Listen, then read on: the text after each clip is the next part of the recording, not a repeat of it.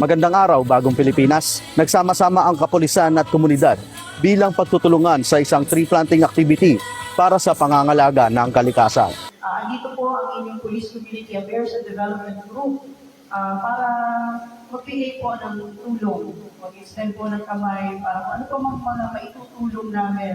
Bilang bahagi ng patuloy na pagsusulong na pangalagaan ng kalikasan at mas matibay na ugnayan sa komunidad, pinangunahan ni Police Brigadier General Vina H. Guzman, Director ng PICAG, ang tree planting activity at cleanup drive. Isinagawa ang aktibidad kaagapay ang mga membro ng SMPII sa Inanang Buhay Parish, Novaliches, Quezon City, kung saan nakiisa ang mga pulis, membro ng simbahan, at mga residente sa sama-samang paglilinis ng kapaligiran at pagtatanim ng mga punla. Ito pong ating sinasagawa ay ang tree planting at the same time nagkaroon na rin po tayo ng clean up drive dito sa vicinity ng Inanang Buhay Catholic Church and Inanang Buhay Catholic School. Papasalamat kami sa kapulisan sa pamumuno ng ating masipag na General Vina Guzman. Kasi syempre po, hindi namin ito maisasagawa, itong activity ng SMPII, Sangguniang Masang Pilipino International Incorporated, kung hindi po sa tulong ng ating masisipag na mga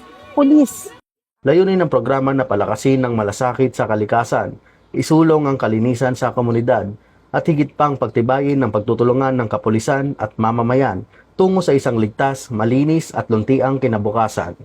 Muling pinatunayan ng Philippine National Police ng kanilang dedikasyon sa serbisyo ay hindi lamang nakatuon sa pagpapanatili ng kapayapaan at sa kaayusan, kundi maging sa pangangalaga sa kapaligiran at pagpapalakas ng pakikipag-ugnayan sa komunidad.